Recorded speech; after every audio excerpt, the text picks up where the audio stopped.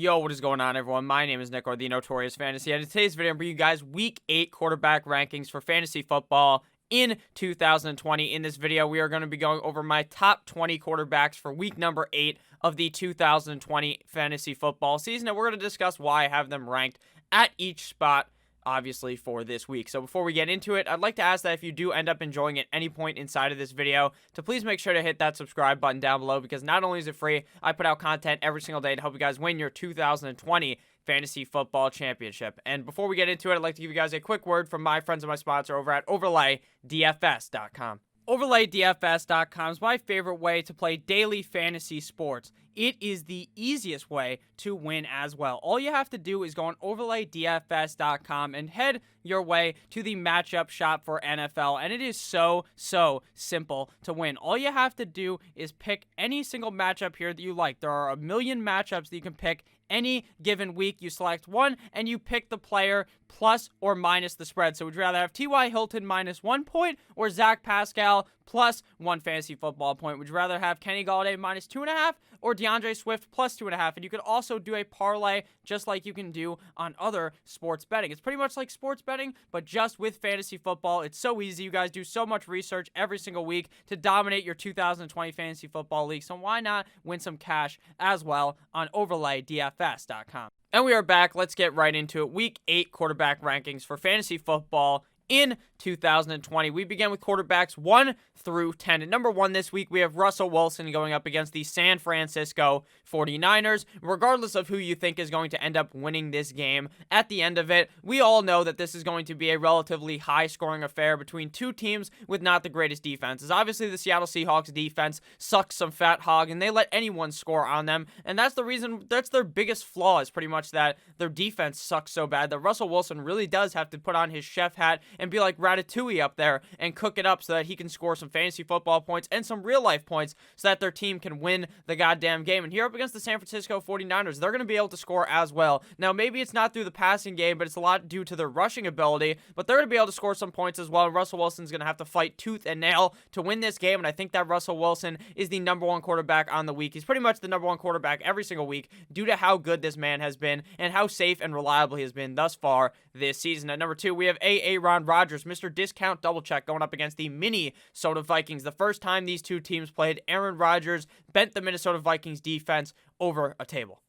And this time, the game may be a little different. The Minnesota Vikings may be able to crawl into this one and not be like the first time. The first time, Aaron Rodgers was stepping on their throats, and it was still, they were still kind of fighting back, but it was never even close. The game was just fucking over from the beginning. But this time, I think the Minnesota Vikings look far better than they did week number 1 or 2 when these teams first started playing or got their first game played against each other. That first game they played, Justin Jefferson wasn't even involved at all. He was just that guy that could be the second best wide receiver on the Minnesota Vikings. Now he's clearly that guy, and Aaron Rodgers is going to have to try to score more points in this one. And with Davante Adams and Aaron Jones likely both playing in this one, Aaron Jones should likely play. Davante Adams is obviously going to be playing in this one. I think this one could get very, very dangerous, and Aaron Rodgers could put up a humongous game this week. I even considered him being the number 1 quarterback on the week. At number 3, we have Patty Mahomes going up against the New York Football Jets. Now, my only worry with Patrick Mahomes, the reason why he's not number 1, he actually probably has the easiest matchup of all of these teams,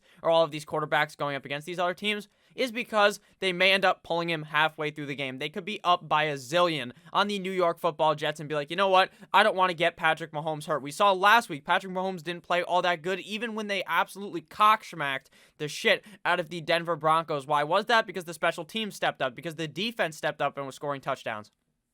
They're going to try to rush the ball, in my opinion, a decent amount with Le'Veon Bell in this matchup, as well as with CEH to kind of slow the game down. So I think Patrick Mahomes is going to be able to score a couple of touchdowns here, but I think you're going to see a lot of his point total come early in the game and him not score very much in the second half of the game, which would result in him not really having the potential to be the number 1 guy on the week. And number 4, we have Ryan Tannehill going up against the Cincinnati Bengals. Tannehill has been unreal thus far this season. His numbers have been comparable to the guy above him, Patrick Mahomes. Ryan Tannehill has been throwing dimes, even with Derrick Henry behind him, and kind of Derrick Henry being the centerpiece of the offense, when in reality, Ryan Tannehill is still that guy and one of the better quarterbacks in the NFL with potential MVP candidacy for this season. He could be one of those guys in the MVP discussion by the end of the season, and I believe that is 100% accurate to him actually should being there, or should he be there? I think that's completely accurate, and it does make a lot of sense. Here up against the Cincinnati Bengals,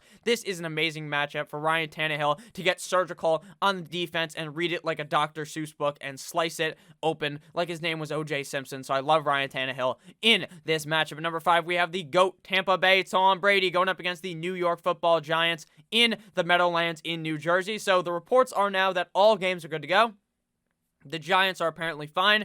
Those guys having the big Rona is all right. They're going to go ahead and play this game on Monday, so good to know. Obviously, for anyone starting these Bucs or these New York Football Giants players, this is an amazing matchup for Tom Brady. We know in the past, Tom Brady hasn't looked the greatest up against the New York Football Giants in the Super Bowl, but that's with Eli Manning, not with Danny fucking Stumbles. So I think Tom Brady's going to be able to put up a magnificent game here up against the Giants. At number 6, we have Lamar Jackson going up against the Pittsburgh Steelers. Now, Lamar Jackson is one of the worst quarterbacks I've ever seen win behind in the game. The real question is, will he get stuck behind up against the Steelers? If the Steelers rout them in the first half of the game and they're up like 21-7, I think Lamar Jackson will be in the absolute stinker for this week and be absolutely atrocious. Because we all know when Lamar Jackson gets behind, this guy is just not good at all. He's only good at doing it from the front, missionary style. So Lamar Jackson going up against the Steelers, this could be a tough one, but I could also see Lamar Jackson even going up against the Pittsburgh Steelers, putting up a very big game. So I got him here at number 6. At number 7, we have Carson eating a W. Wentz going up against the Dallas Cowboys. Now, in my opinion, Carson Wentz has the least amount of weapons I have ever seen in my life. He's like going up against, in a lot of these games, he's going up against an offense that has fucking AR-15s. They've got the rocket launchers. They've got all this shit. And Carson Wentz has a fucking pocket knife, and he's trying to beat them. And in some cases, he can do that due to the fact that he is just built different, apparently, and he's able to sling the rock. Now, up against the Dallas Cowboys, this is a easy, soft matchup for Carson Wentz to be able to put up a humongous game here up against such a trash Dallas defense. I do think they like to run the ball a lot here, though, up against the Dallas Cowboys, because the Dallas Cowboys are so shit at defending the run, but they're also not very good at defending the pass. So Wentz will be fine in this one. At number 8, we have Josh Allen going up against the New England Patriots. Now, I'm kind of 50-50 on if I would prefer Wentz or Allen, if I'm being honest with you. 7 and 8 is very close in my opinion, and that opinion may end up changing slightly by Sunday. But right now, I would prefer Wentz. Josh Allen going up against the New England Patriots. Josh Allen's point total has took a complete and utter dive like their name was Michael Phelps, because Josh Allen's production has not been all that good since the first couple of weeks of the season. But here, we have a must-win game for both teams, in my opinion. Now, the Bills, maybe they're not feeling like they have to win this. They feel like they could still win the division otherwise. But this will be a stake and a dagger and a shot to the heart, and they're going to be in pain if the New England Patriots end up losing this game. Josh Allen's going to have to play big here. This is an in-division matchup. He's going to want to eat a W. He's going to want to prove the people wrong that say that Josh Allen just isn't that guy. Those first couple of games this season were a fluke. He's going to turn it around here up against the New England Patriots at quarterback number 8. At number 9, we have Justin Herbert going up against the Denver Broncos in Denver. My only real worry for this matchup for Justin Herbert is getting used to that air in Denver where the ball goes a little bit farther. It's harder to breathe. All these kind of aspects in the game. Maybe it's going to be fucking cold. Well, maybe. It's always fucking cold in Denver come like October, November. So it's going to be cold. Justin Herbert, one of those Cali boys. It's nice and hot, you know, chilling in the hot weather. Now, it's going to get a little bit icy, but Justin Herbert should be fine here. Horsecock Herbert going up against the Denver Broncos. I like him as a top 10 quarterback this week in a game that may get a little bit away from the Chargers, in my opinion. But based upon what the line is, Vegas seems to think this one's going to be a very close matchup, which would bode even better for Justin Herbert. At number 10, we have Joey B. Joe Burrow, Big Dick Joe, going up against the Tennessee Titans.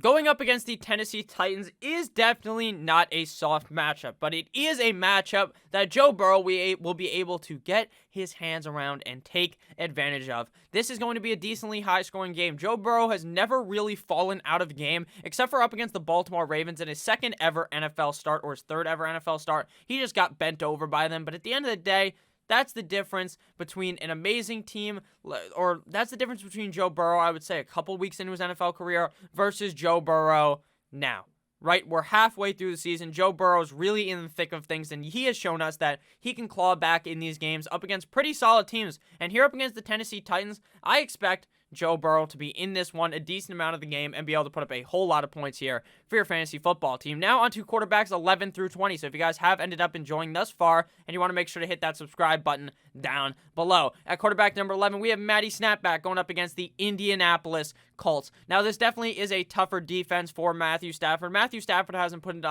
been putting up amazing numbers as of recently, but that's probably just because DeAndre Swift has been scoring. They've been getting some rushing touchdowns. I expect things to go back to normal where they're kind of slinging the rock a little bit more, and Matthew Stafford should be able to put up a solid one here up against the Indianapolis Colts. The battle of two guys who are respected well but have never won a Super Bowl, Matthew Stafford and Phillip Rivers. And number 12, we have, you like that, Kirk Cousins at the Green Bay Packers. Now, the first time these two teams played, I talked about it earlier with Aaron Rodgers. Kirk Cousins got his shit shellacked in. I think Kirk Cousins threw multiple picks in this game. So that's probably not going to happen in this one. Kirk Cousins has looked much better as the season has went on. At the beginning, he looked like he didn't even deserve a job in the NFL. Now he looks like the same Kirk Cousins that you're used to from the past. Here up against the Green Bay Packers is a pretty solid matchup for him. Obviously, the first time these guys matched up, they didn't play that well. But this time, I think it's a different kind of story here with Justin Jefferson being there. Now Dalvin Cook returning healthy. I think Kirk Cousins is in for a big one here up against the Packers. At number 13, we have Jared Goff going up against the Miami Dolphins. Now here we're at the point where the fact that Matt Ryan and Teddy Bridgewater already played kind of skew these rankings, move some of these guys up a little higher than I would have liked them. I like both Teddy B and Matt Ryan going into that game on Thursday night, regardless of how they played.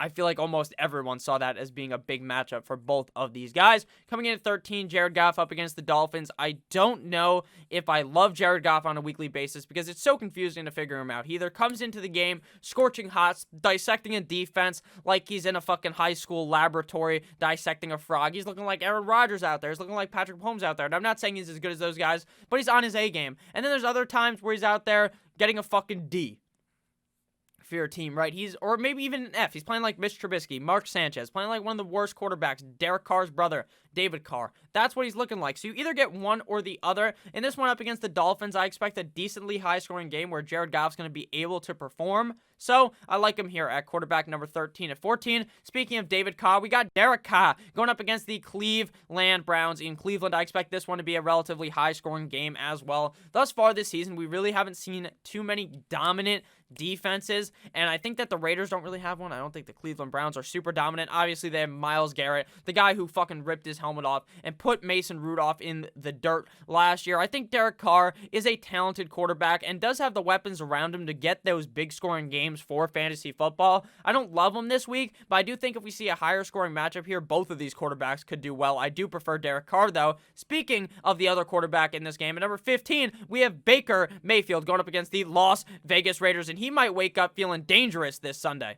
Again, like I just talked about, this one seems like it could be a relatively high-scoring game. My only worry is that Baker loses Odell. Sure, he looked fire down the stretch. He looked like shit when Odell was fine. Odell tears ACL, then he becomes Superman or fucking something and saves the goddamn day for the Cleveland Browns. But I think they're going to try to run it more, or a lot more in this one, up against that Raiders defense. At number 16, we got Cam. Now, Cam, the only issue with Cam Newton is probably the fact that he fucking sucks as of recently. Cam Newton has been throwing ducks like his name was Duck Devlin Hodges, whatever that guy's name is for the Pittsburgh Steelers, the third-string quarterback who's now on the practice squad, sadly, even though he's way better than Mason Rudolph. Cam Newton is in for a big matchup here up against the Buffalo Bills that is must-win, but I'm not sure Cam Newton's really going to be able to do jack of all shit. Cam Newton looks atrocious ever since he got the coronavirus. He doesn't look like he could throw the ball near anyone's hands. He just goes straight for the goddamn kneecaps like his name was Tanya Harding. So I don't really expect him to look all that good in this one. Now, you almost think he's going to bounce back, but then again, you need to get out that mindset that Cam Newton's that guy that he was early in the season. I don't think it's going to be like where Josh Allen can bounce back. I don't very much see a lot of promise at all out of Mr. Newton, especially now with Julian Edelman missing this game because he had to just get a little bit of surgery, just a little bit of checkup on his knee.